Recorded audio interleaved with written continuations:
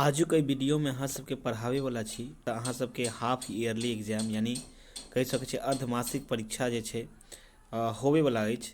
तऽ ई वीडियोके जरूर देख लिअ ताकि अहाँ सबके पूरा क्वेश्चन जे छै एग्जाममे बनि जेतै। याद रखब अहाँ सबके गद्यखंड और पदखंड दुनूमे 15-15 चैप्टर देल छै और अर्धमासिक परीक्षामे जे छै लगभग ओकर आधा यानी 15टा चैप्टर देल छै तऽ 7 या 8 चैप्टर तक के क्वेश्चन रहत गद्यखंडसँ और पदखंडसँ।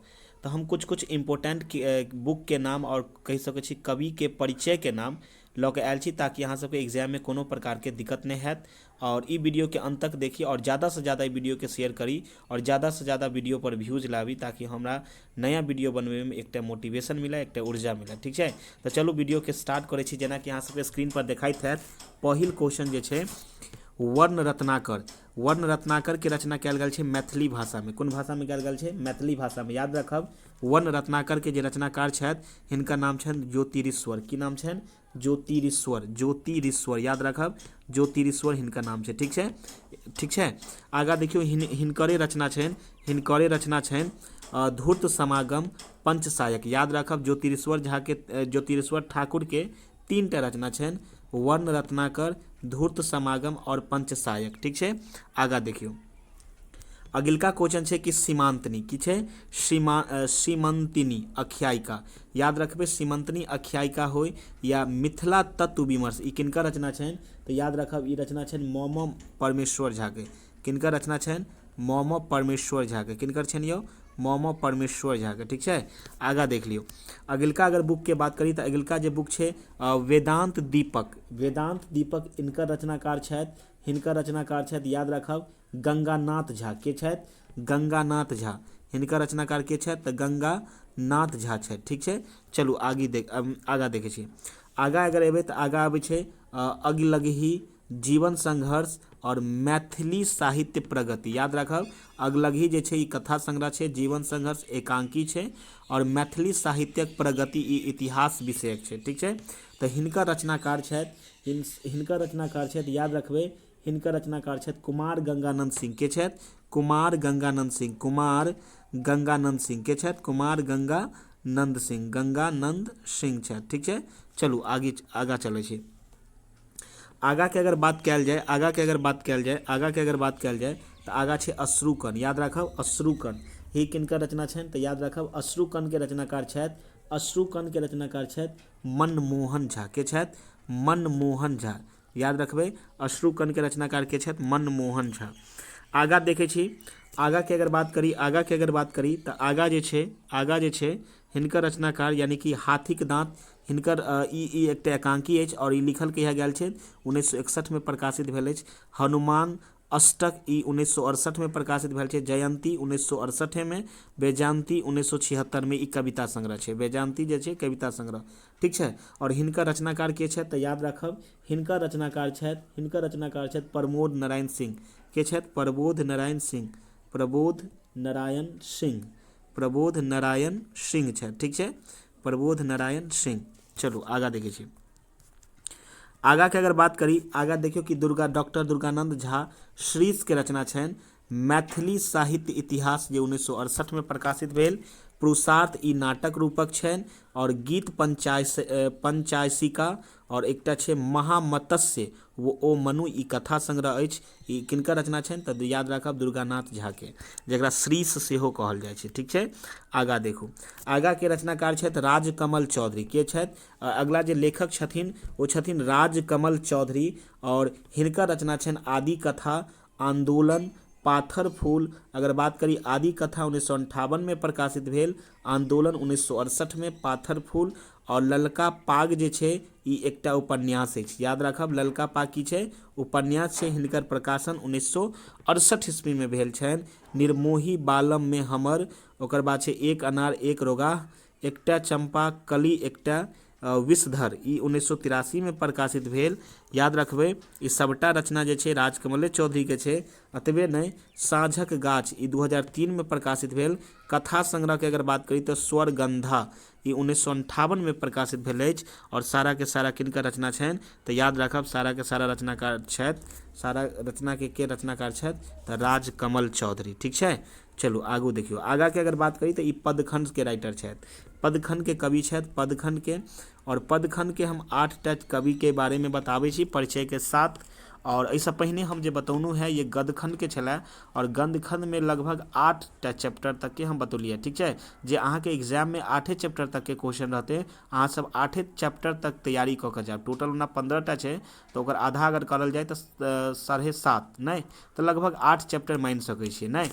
तो ओतेक के हम बता देलूँ है। अगर ओहिमे से अगर किताब के नाम पूछे या कह सकै छियै लेखक के किताब के नाम अगर पूछते तो ओहिसँ बाहर नहीं रहते।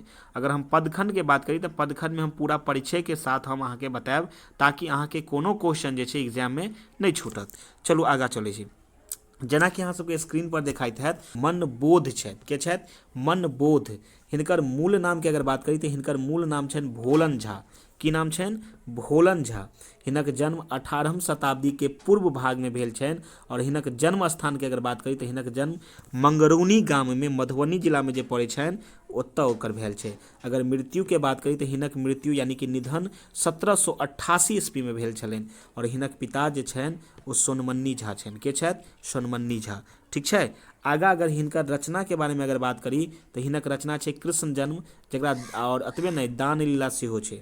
तऽ हिनक रचना में ज़्यादातर याद रखब कृष्ण जन्म किनकर रचना छनि तऽ मनबोध के, जिनका भोलन झा सेहो कहल जाइत अछि। ठीक छै, आगा देखियौ। अगला जे अहाँके कवि अछि ओ छै हर्षनाथ झा। के छथि? हर्षनाथ झा। हिनक जन्म के अगर बात करी तऽ हिनक जन्म 1845 ईस्वी में भेल छल। और जन्म स्थान के बात करी तऽ उजान जे शारदापुर में छै, और ई दरभंगा जिला में पड़ै छै। कोन जिला में? दरभंगा जिला में। निधन के अगर बात करी तऽ हिनक निधन 1899 ईस्वी में भेल छल। और हिनक कृति के अगर बात करी तऽ हिनक कृति छै उषाहरण। की छै?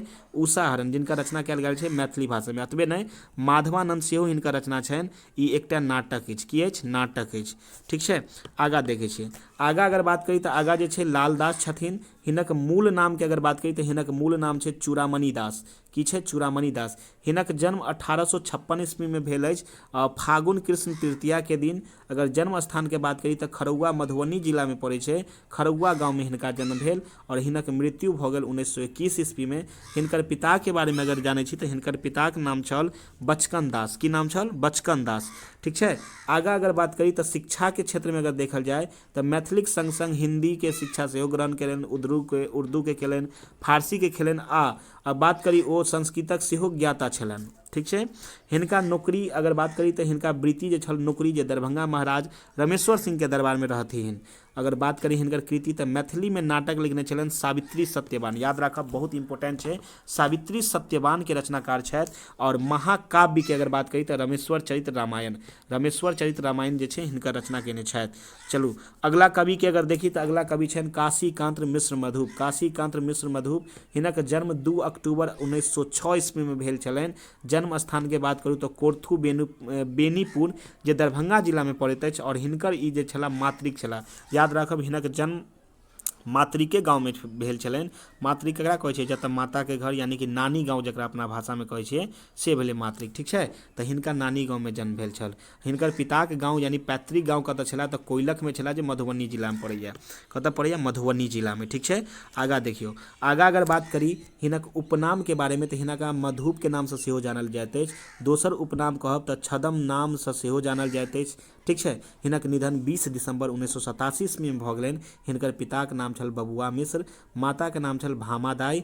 और कृति के अगर बात करी तऽ गीत काव्य यानी अपूर्व रसगुल्ला लिखने छथि, जे 1941 में प्रकाशित भेल। टटका जिलेबी 1945 में, पचमेर 1949 में, गीत मंजरी 1963 में, चौकी चुप्पे 1966 में, वट सावित्री 1975 में।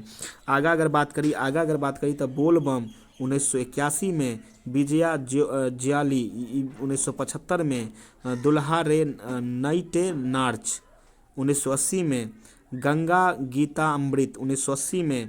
आगा अगर बात करी तो मुक्तक काव्य झंकार 1942 में, सतदल 1944, तांडव 1959, गंगा तरंगावली 1974 में, मधुप सप्तशती 1982 में, और परिचय शतक 1988 में। अतबे नहीं अगर उपाधि के अगर बात कयल जाए तो 1948-49 में मैथिली महासभाक अधिवेशनक कवि सम्मेलन में विद्युत परिषद द्वारा हिनका कवि चूड़ामणि के उपाधि भेटल छनि। याद राखब, हिनका कवि चूड़ामणि के उपाधि सेहो भेटल छनि। काशीकांत मिश्र मधुप के कवि चूड़ामणि के उपाधि भेटल छनि। हिनका पुरस्कार राधा विरह महाकाव्य पर, याद राखब, राधा विरह महाकाव्य पर 1970 ईस्वी में साहित्य अकादमी पुरस्कार देल गेल छनि। अतबे नहीं, मैथिली साहित्य अकादमी द्वारा प्रेरणा पुंज पर विद्यापति पुरस्कार सेहो देल गेल छनि। विद्यापति पुरस्कार सेहो देल गेल छनि। याद राखब, अगला जे कवि छथि डॉक्टर काजवी नाथ झा किरण। अगला जे कवि छथि के छथि डॉक्टर काजवी नाथ झा किरण। हिनकर रचना जे छनि, याद रखब, अहाँ के चैप्टर में अगर बुक में बात करी तो डॉक्टर काजवी नाथ झा किरण लिखने छथि चिन्नगी। की लिखने छथि? चिन्नगी लिखने छथि। हिनक जन्म 28 दिसंबर 1906 ईस्वी में भेलनि। जन्म स्थान के बात करी तो धर्मपुर मधुबनी जिला में पड़ैत रहा। और निधन के बात करी तो 5 मार्च 1989 ईस्वी में हिनक निधन भऽ गेल। ठीक है। अगर कृति के बात करी तो हिनक प्रमुख कृति में अबैया चंद्रग्रहण, जकरा लघु उपन्यास कहल गेल छै, विजेता विद्यापति जकरा नाटक कहल गेल छै, ध्रुव अभिमन्यु ई बाल उपयोगी छै, और जय जन्मभूमि ई एकटा एकांकी अछि। अतबे नहीं, हिनका पुरस्कार सेहो मिलल छनि। याद राखब, सन 1989 ईस्वी में पराशर यानी महाकाव्य पर हिनका साहित्य अकादमी पुरस्कार सेहो देल गेल अछि। अगला अगर कवि के बात करी तो अगला अगर कवि छे भुवनेश्वर सिंह भुवन। अगला के कवि छथि भुवनेश्वर सिंह भुवन छथि। आगा अगर बात करी तो हिनक जन्म 26 फरवरी 1907 ईस्वी में भेल छलनि। जन्म स्थान के बात करी तो आनंदपुर जे छै ढियोडी दरभंगा में पड़ैया। अतबे नहीं, 11 नवंबर 1944 में हिनक निधन भऽ गेल।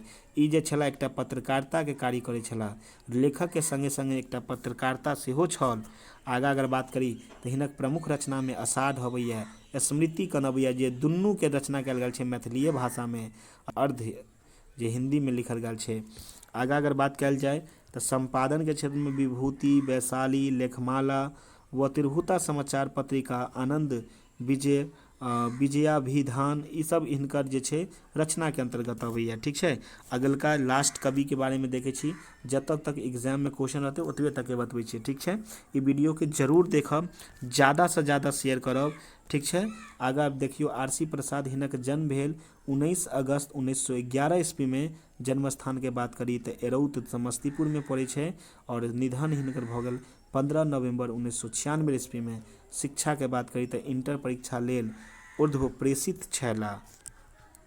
आगा देखियो हिनक वृत्ति जे छल, प्राध्यापक छला हिंदी विभाग के, कोशी कॉलेज खगड़िया जकरा कहै छियै, ओतऽ पांड्युसर हिंदी कार्यक्रम आकाशवाणी इलाहाबाद में कार्यरत छला। हिनकर प्रमुख रचना अबैया मैथिली में लिखल गेल छै माटिक दीप, पूजाक फूल, सूर्यमुखी जे काव्य संकलन अछि, मेघदूत जे संस्कृतक अनुवाद छनि, और प्रेम गीत जे गीत संग्रह छै, और उदय बात करी कुंवर सिंह ई एकटा महाकाव्य छनि, चाणक्य शिखा ई प्रबंध काव्य छनि। हिनका जे छै सूर्यमुखी काव्य संग्रह संकलन पर साहित्य अकादमी पुरस्कार मैथिली अकादमी द्वारा देल गेल छनि। तो याद राखब, जे क्वेश्चन बताओल गेल छै ओकरा बढ़िया से अहाँ सब कंप्लीट कऽ लिअ, और वीडियो के ज़्यादा से ज़्यादा शेयर कऽ दियौ। अहाँ के हम कहने रही कि हम जे वीडियो लेबै ओहिसँ बाहर ऑब्जेक्टिव नहीं जेतै, वह ऑब्जेक्टिव के अहाँ पढ़ि कऽ और एग्जाम में बढ़िया से क्वेश्चन के सॉल्व कऽ आओ। ठीक। अहाँ सबके एकटा विशेष कमेंट रहैया कि PDF कतऽसँ मिलतै, तऽ PDF के लेल अहाँ जे छै हमर टेलीग्राम चैनल पर जाओ, सक्सेस विद केडी सर्च करूँ, या फिर लिंक के माध्यम से हमरा टेलीग्राम पर जाओ और PDF के डाउनलोड करी। ठीक है। तो तब तक के लेल जय हिंद, जय मिथिला, जय मैथिली।